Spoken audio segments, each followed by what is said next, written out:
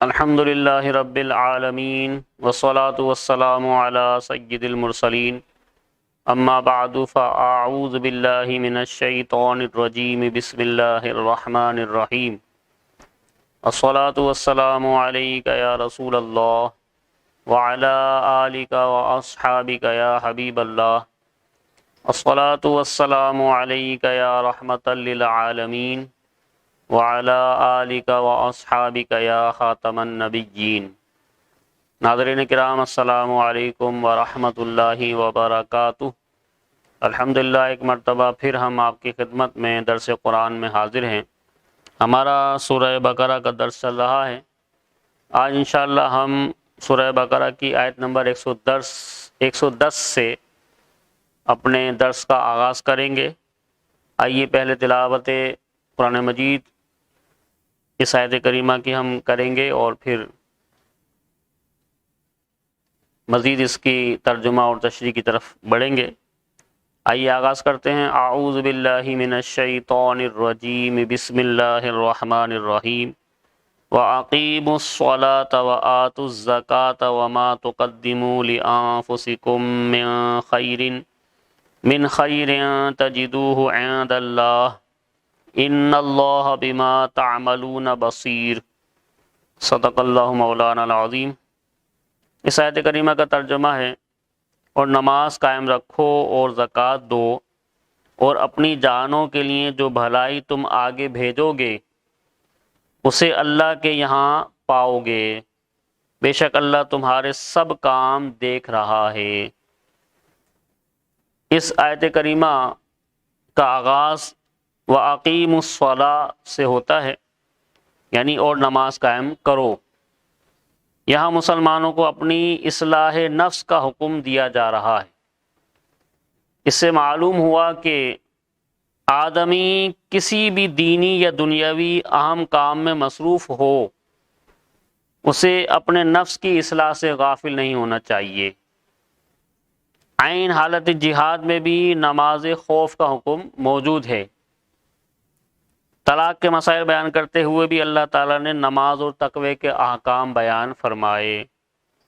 لہٰذا اگر کوئی نیکی کی دعوت میں یا علم دین کے حصول یا کسی دوسرے اہم دینی کام میں مشغول ہو تو اسے اپنی اصلاح سے غافل نہیں ہونا چاہیے۔ مزید آیت نمبر 110 میں اللہ تبارک و تعالیٰ ارشاد فرماتا ہے، وَقَالُوا لَن يَدْخُلَ الْجَنَّةَ إِلَّا مَا كَانَ هُودًا أَوْ نَصَارَىٰ تِلْكَ أَمَانِيُّهُمْ قُلْ هَاتُوا بُرْهَانَكُمْ إِن كُنتُمْ صَادِقِينَ۔ صدق اللہ مولانا العظیم۔ اس آیت کریمہ کا ترجمہ ہے، اور اہل کتاب نے کہا ہرگز جنت میں داخل نہ ہوگا مگر وہی جو یہودی ہو یا عیسائی، یہ ان کی من گھڑت تمنائیں ہیں۔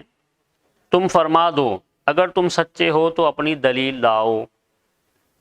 لن يدخل الجنہ، اس آیت میں ارشاد فرمایا گیا یعنی ہرگز جنت میں داخل نہ ہوگا۔ یہودی مسلمانوں سے کہتے تھے کہ جنت میں صرف یہودی جائیں گے، اور عیسائی کہتے تھے کہ صرف وہی جنت میں داخل ہوں گے۔ یہ گفتگو مسلمانوں کو بہکانے کے لیے تھی۔ ان کی تردید میں یہ آیت کریمہ نازل ہوئی جس میں فرمایا گیا کہ یہ بات ان کی اپنی رائے سے ہے۔ توریت و انجیل میں ایسا کچھ نہیں فرمایا گیا۔ اگر وہ سچے ہیں تو اپنی اس بات پر کوئی دلیل لائیں، تورات میں یا انجیل میں کوئی دلیل ایسی موجود ہو تو لائیں۔ اس آیت میں ہے امانیہم، ان کی من گھڑت تمنائیں ہیں۔ یہ جو باتیں کر رہے ہیں یہ ان کی من گھڑت تمنائیں ہیں، بغیر کسی بنیاد کے جنت میں داخلے کے زبانی دعوے کرنا جہالت و حماقت ہے۔ ایک امید ہے جسے عربی میں رجا کہتے ہیں، اور ایک خام خیالی ہے جسے عربی میں امنیہ کہتے ہیں۔ امام غزالی رحمۃ اللہ علیہ فرماتے ہیں کہ جو آپ نے ارشاد فرمایا اس کا خلاصہ یہ ہے کہ چنانچہ فرماتے ہیں کہ چنانچہ آپ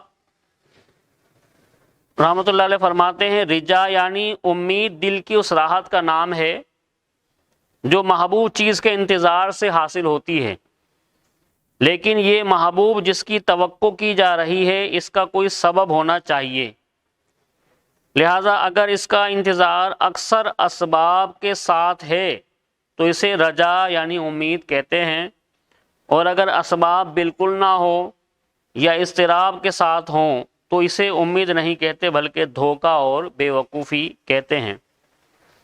اگر اسباب کے ہونے یا نہ ہونے کا علم نہ ہو تو اس انتظار کو تمنا کہتے ہیں۔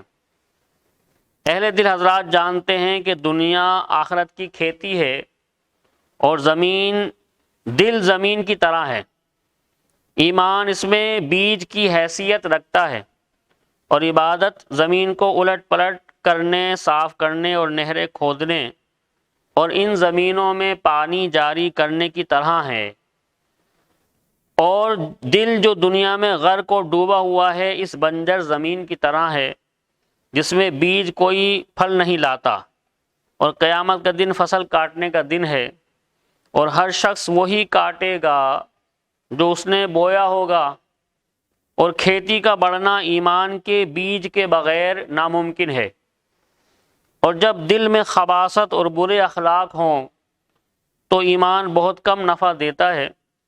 جیسے بنجر زمین میں بیج سے فصل پیدا نہیں ہوتی تو مناسب یہی ہے کہ آدمی کے مغفرت کی امید رکھنے کو کھیتی والے پر قیاس کیا جائے، یعنی جو شخص اچھی زمین حاصل کرتا ہے اور اس میں عمدہ بیج ڈالتا ہے جو نہ تو خراب ہوتا ہے اور نہ ہی بدبودار، اور پھر اس کی تمام ضروریات کو پورا کرتا ہے۔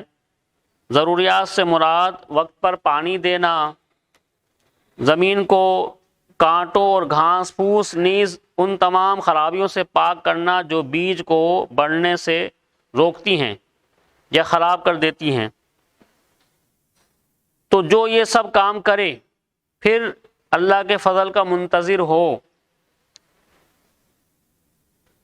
کہ وہ زمین کو بجلی کی گرج اور دیگر آفات سے بچائے گا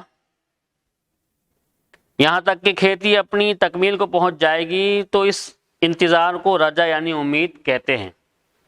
اور اگر سخت زمین میں بیج ڈالے جو شور زیادہ ہو اور بلندی پر ہو جس تک پانی نہیں پہنچ سکتا، اور بیج کی پرواہ بھی نہ کرے اور پھر اس کے کٹنے کا انتظار کرے تو اس انتظار کو بے وقوفی اور دھوکہ کہتے ہیں، امید نہیں کہتے۔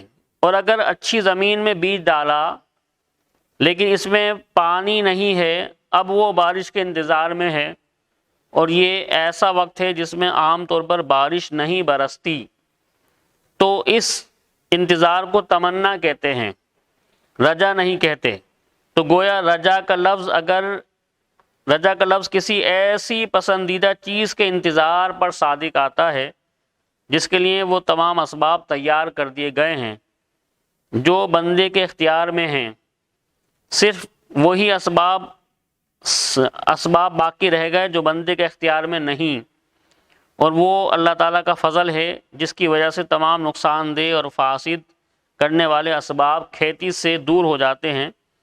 بس جب بندہ ایمان کا بیج ڈالتا ہے اور اس کو عبادت کا پانی پلاتا ہے، دل کو بد اخلاقی کے کانٹوں سے پاک کرتا ہے اور اللہ تعالیٰ کے فضل کا مرتے دم تک منتظر رہتا ہے، مغفرت تک پہنچانے والے اچھے خاتمے کا انتظار کرتا ہے، تو یہ انتظار حقیقی رجا یعنی امید ہے، یہ ذاتی طور پر قابل تعریف ہے۔